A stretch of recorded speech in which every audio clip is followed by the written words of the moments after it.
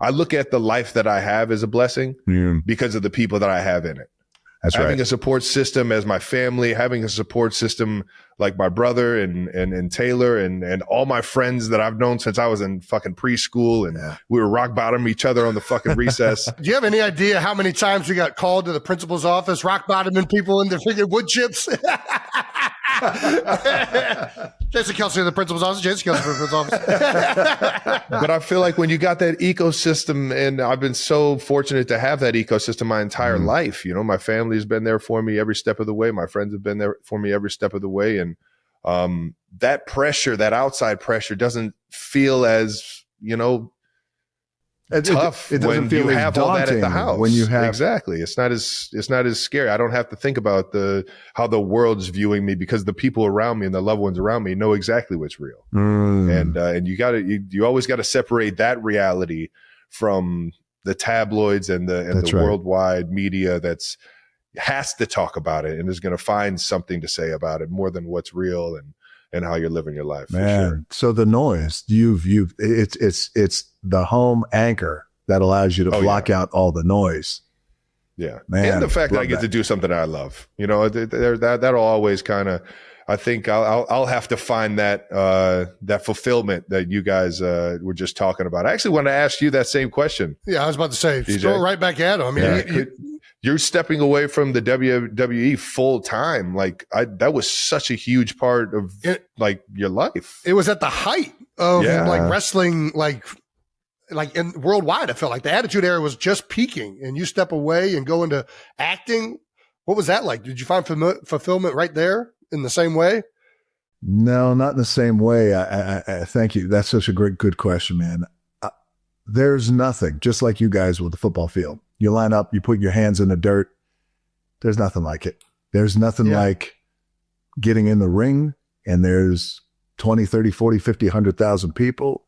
You could connect with them. You could tell a physical story from beginning to end. There's nothing like that. I love it and I miss it. Yeah.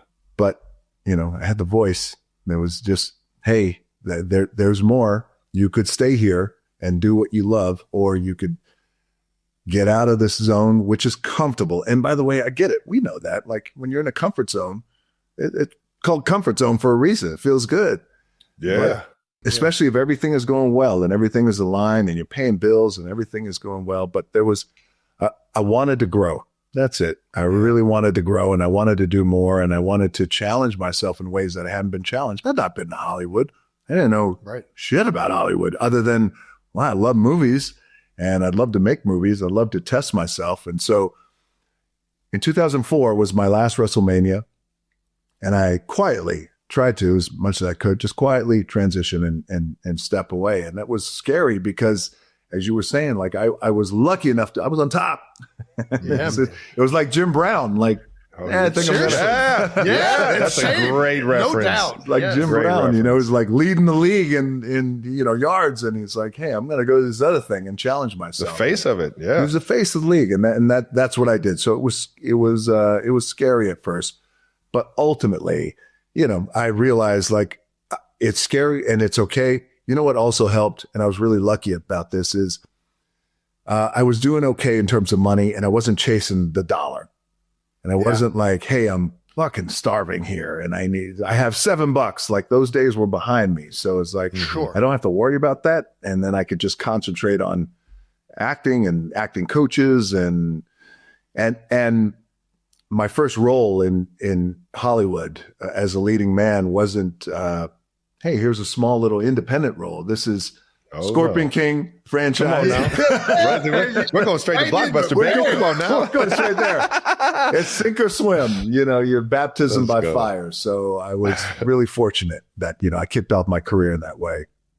Well, you built up a legacy ready for that to kick off. And that's hats off to you. That had to be a daunting decision, but you nailed it, brother. And I asked you this, you said earlier, your dad did not encourage your wrestling career, very much was mad at you. Your daughter recently now with NXT as the on-screen GM. Are you supportive of this? Where do we stand as dad this time? You know what happens is like, you know, we're in control of where the dominoes stop falling. Yeah.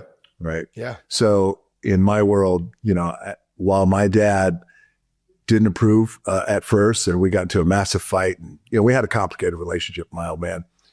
But, I was in control of where that domino was going to stop falling. And with my daughter, Simone, she's my oldest daughter. Like you, I'm a girl dad. I have 3 daughters, 24, 9, and 7, all different age ranges. You'll get there, Trav, soon. You'll see the blessings. That's right. And but with my daughter, man, I was so proud. But here's the cool thing: when she came to me, and she came to me at 16 and said, "I want to do what you do. I love this business just like you do, and I want to do it." At 16, so she became the youngest WWE signee at 16. Whoa! She was going to NYU. She gave me a call, me and her mom, and she said, "I want to pivot a little bit. I'd like to go directly into WWE NXT and start training down there in Orlando." Yeah. And you don't have to ask me twice. I'm like, okay, hey, I got you. But here's the great thing. The most beautiful thing about this is I never got that call from her. I never got the call like, "Hey, Dad, I want to do what you do. Can you call WWE? Can you call Vince McMahon at that time? Could you call Nick Khan? Could you call somebody?" Yep. Never once did she ask me, could you make that call? She was just like, "I want to do what you do. I want to blaze my own path. I want to call myself Ava Raine, not, The Rock something or anything like that." She was like, "I just want to do it on my own. I love you. I respect you." And I was like, "Baby, listen, I wanted to do the same thing. I wanted to make it on my own. My grandfather was a wrestler." And I was like, "Your great grandfather and your grandfather were wrestlers.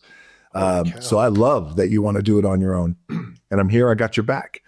And so she's been doing a great job, and I keep tabs on her. And, she was born when I was 29. And if you think about it, at that time, we know as dudes in our 20s, we think we know what we're doing. We don't know shit. We're just trying to keep up, and we're trying to make it look like, hey, we're good. We got, under control. So it was almost like her and I grew up together. And, these days, her being in the wrestling business has actually brought us closer together. And that to me is the biggest joy, man, because my babies, just like, you, Jason, and like one day you'll know, Trav, babies are everything. That's it. It is 100%, 100%. It takes it the moment the first one pops out. It's like, okay, my entire hierarchy of priorities is completely shifted. Just like that. In an instant. Seriously, it's crazy. You'll see, Trev. It's crazy. We're putting that voodoo onto you and Taylor right now. That's right. Peloton is changing the game in fitness with the new Peloton cross-training Tread Plus, powered by Peloton IQ. And let me tell you, this thing is like having your own elite training camp at home. Oh, okay, Jason. How have you liked working out with your Peloton? It's right there. It's always where I need it. Sitting in the corner, sitting back there. I got the bike. Do it on the tread. I'm a big tread guy. I like the tread. And then you can watch shows. You can watch instructors. It's just a great product. And something else that's really cool, the screen swivels now. So you can easily go from running to strength training or stretching. There's so many classes that Peloton has that you can click on. And moving the screen around just makes it so you don't have to move that heavy old bike or tread. It's like having a whole training facility right there, one place, one equipment. It is nice. And having the trainer access is good. Oh, and Peloton IQ actually counts your reps and corrects your form with intelligent strength coaching, which we definitely need when working out at home. And get this, it tracks your progress and can even suggest weights to help you level up your strength game. The rep counter is nice. I also heard that Peloton IQ creates personalized workout plans based on your goals. In each class, you're coached by instructors who bring that energy you need. And that's what Peloton's all about, matching your energy and elevating your game to help you get to the next level. Whether you're just starting out or you're, I don't know, like a vet like Jason is.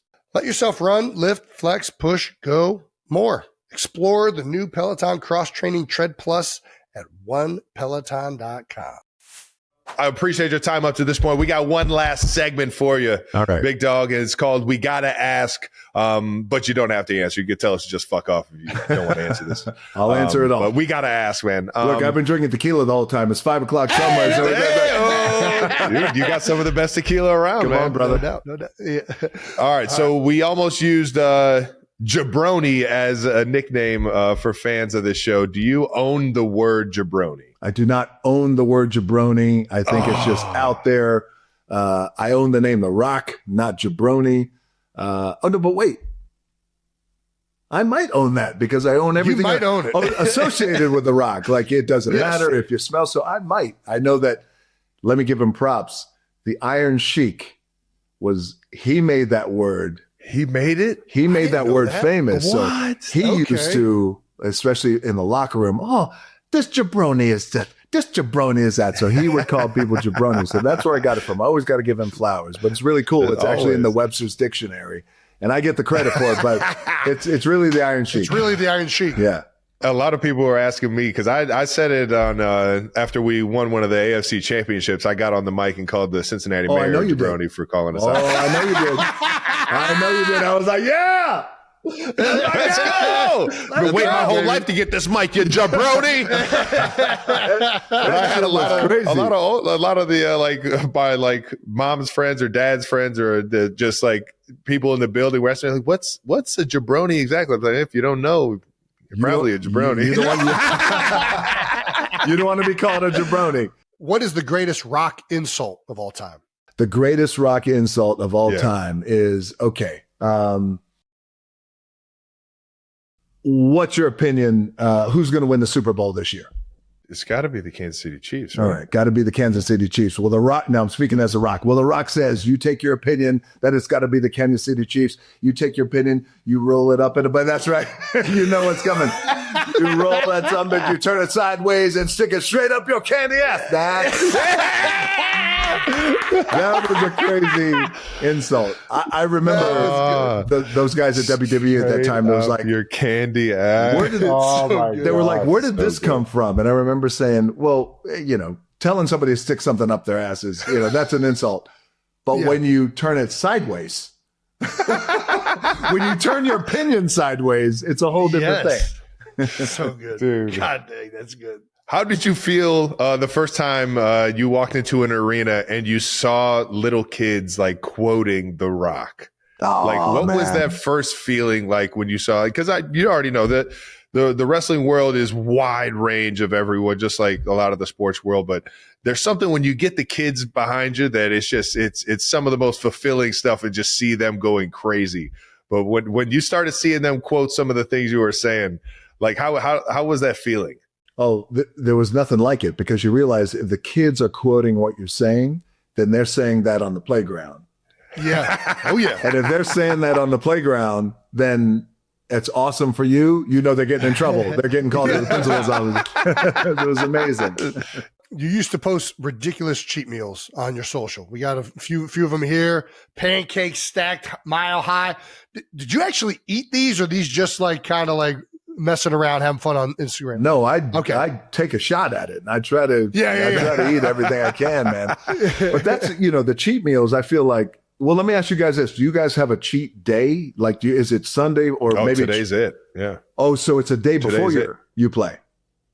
So it's 2 days before. So it's Friday. Fat Guy Friday. Yeah, Fat Guy Friday. Trav's playing Monday. You weigh in on Friday morning. Yeah. So we would call them Fat Guy Fridays, and that's your day to just unload. Okay, but wait, I got a question then. So, Jace, give me your Fat Day Friday. What's your cheat day look like? My cheat day is I'm going in there after practice. The Fast Fridays. You're going in there right afterwards into the cafeteria. I'm getting wings, as many as I can put on a plate, blue cheese, each and every different flavor, pizza, and then I'm going to finish it off with some ice cream. That's my stereotypical. That's what I had every wings Friday. Wings and pizza. He inherited that from his father. Wings and pizza. So playing on a Sunday, so you have 48 hours approximately, 36 somewhere in there to burn that off. So wings and pizza and beer. Not beer, but you got it. Okay. Well, that too. Yeah. And then Trav, caloric intake. I'm going, Mine starts as soon as I weigh in the mornings. Gosh, I'm still playing, so I don't even know if I should be telling everybody. I forgot about the donuts. Friday morning. No, I was about to say, so every Friday the QBs go and get donuts, and shout out to Lamar's Donuts. It's a historical donut shop here in Kansas City. And I see that yellow box, man, and I just go in and I get 2 nice fluffy glazed donuts. Fluffy glazed. Yeah, and that's just where I start, like, before practice. And then once practice ends, I usually grab some barbecue and just enjoy it. But I throughout the week, I'm pretty like you're strict also. Yes. But also look, you're the GOAT, so you don't want to give away what you're eating right now, right? And I will say it has gone up a level since Taylor has come into the picture, because she loves to bake. That sourdough, those Pop-Tarts. She got sourdough Pop-Tarts, sourdough cookies. I mean, it goes on and on. She loves to make cinnamon rolls. So I'm not gonna lie. I used to look at your cheat meals as like, man, at least I'm not cheating that crazy. Dude. Well, wait, what's interesting is, so you guys don't have cheat days after your games. I mean, after the game, you're usually pretty free eating. At least I was. Yeah. Like right after the game, I'm going to eat whatever I want now that I just played. But was that as ceremonial as your Fat Guy Friday, or not usually? Because the day, like right after the game, was never always going to the same spot. Whereas like Fat Guy Friday, you always are in the building. Yeah. So like you and your teammates, like kind of Trav catch that and routine Lamar's, of it. I forgot to say, like we would always, I think it's Baylor's Donuts in Philadelphia, and then the calf would always have certain food there. So that was more the ritual of the cheat meal. And then after games, you're going out with family. If they're in town, you're doing whatever. But yeah, you're usually pretty loose with what your intake is as well. Well, let me ask you this. Now I'm just curious, really quickly. After games, do you ever require a quiet moment? Maybe it's your locker. I mean, what do you think, Trav? Yeah, not at home games. Or when it felt really quiet, actually, was when we lost. Because even when you lose, you're going to go out with your family, but you're thinking of like all the plays that didn't go right. Like you're not even mentally there and present because you're still in that game. And the moment I would get back to my house, I would get my iPad and I would rewatch the game, like with nothing happening. Everybody else is asleep and I'm up at 2, 3 in the morning, especially if it's a night game and you're going through all the plays and thinking. That was when it really was like the quiet moment. In victory, not so much. For whatever reason, you're partying, you're having fun. It's hard to win in the NFL, man. I'll enjoy this. No need to be quiet now. No, I think I have a lot of moments of reflection. I have a lot of moments of those quiet moments where you're kind of just appreciating either where you are or you're dreaming about being somewhere bigger. You know, I think I've always had those moments. I'll never not have those moments, and they kind of come more sporadically than they do just after a game. But I think I'm with Jason on that one. When it's one that hurts, you need to have that voice of reason. You have to watch the film. You have to sit there and figure things out on your own before you can attack it the next workday. But I'm so fortunate. I was telling you, man, win or lose, I've always got somebody at the game or a bunch of people watching to, you know, especially at the home games or the big games in the playoffs, there's always somebody there to enjoy it with. And if we're winning, we're having a blast, and there's not much quiet going around. But when you're losing, you know, it's so nice to have that support, but also you're also left really with yourself. You know, that's what I was wondering. It's like, and I'm just curious for the both of you, in the losses, when you're watching film that night, are you watching broadcast or are you watching the silent game film? Silent game film. You're watching, they call it the all 22. It's basically, you get a sideline view and you get behind like line of scrimmage view. Yeah. Like looking at it like from the back side of it. Yeah. Game time. And that usually gets uploaded if it's a home game like very right away. Quickly. If it's in a away game, those are even worse. You want to talk about quiet? Be on an airplane after a loss going back across the country. Yeah. You know what I mean? You get 3 to 4 hours of quiet time. Taylor Swift's whirlwind of projects has fans buzzing, but it's Travis Kelce's swoon-worthy reactions to his fiancée's jaw-dropping photos that are stealing the show. The Kansas City Chiefs star can't stop gushing over Swift's radiant beauty, and his sweet comments are reportedly making his brother Jason Kelce blush with secondhand embarrassment. Travis is head over heels, and he's not shy about it, an insider spilled. He'll see a new pic of Taylor and start raving about how she's the most gorgeous woman alive. Jason just rolls his eyes and turns red. Swift 35 recently announced 2 major Disney Plus projects tied to her record-breaking Eras tour: a 6-part docuseries, The End of an Era, and a live recording of her final tour performance in Vancouver. Meanwhile, her 12th album, The Life of a Showgirl, shattered Spotify records. With her work slowing down, Swift is diving into wedding planning with Kelce, whom she got engaged to in August 2025. Sources say she's thrilled to focus on their big day, with Ryan Seacrest even offering to officiate. Will Travis keep blushing over his bride-to-be? Stay tuned for more!